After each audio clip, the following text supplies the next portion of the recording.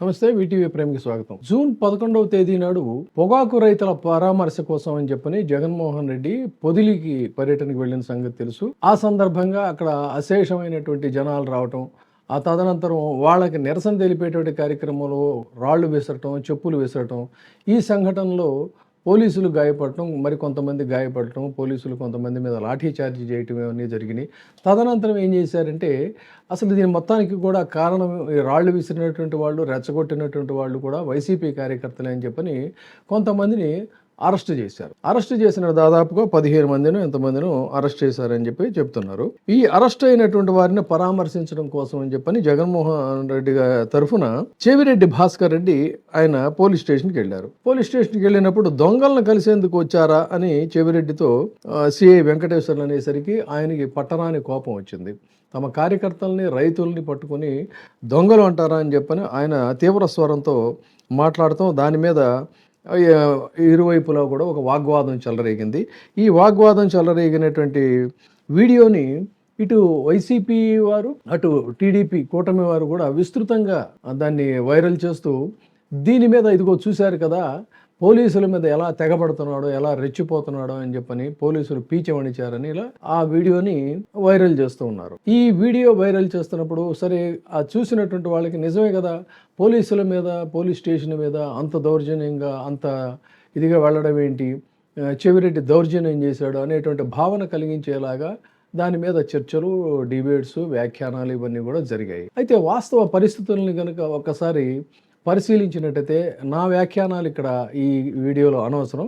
నేను ఆ వాగ్వాదం జరిగిన వీడియో సరే ఎప్పటికే వైరల్ అయింది, అయినా కూడా దాన్ని ప్రజెంట్ చేస్తాను. ఆ తర్వాత అక్కడ అసలు ఏం జరిగింది అనేటువంటి దాని మీద కొన్ని ఆధారాలు కూడా కనిపిస్తున్నాయి.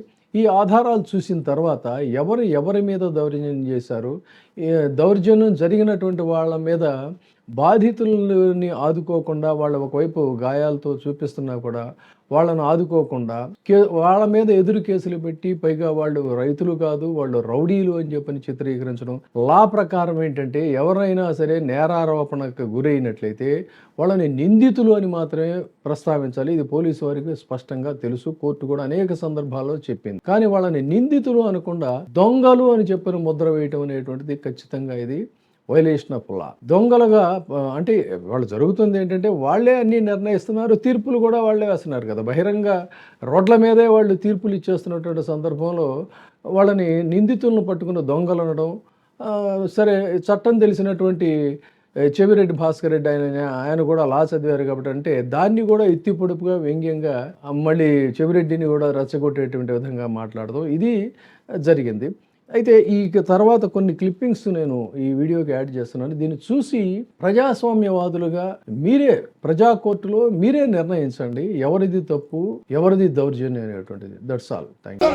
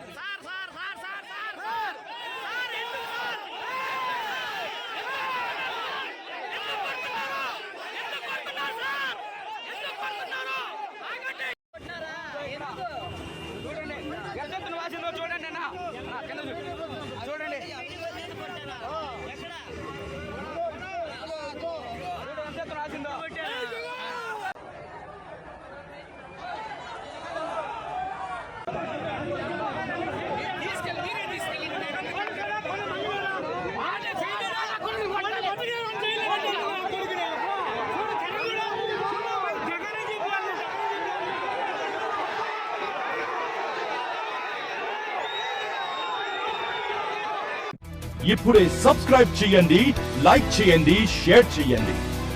VTV ప్రైమ్, నీ ఉత్తమాభిరుచుల సమ్మేళనం.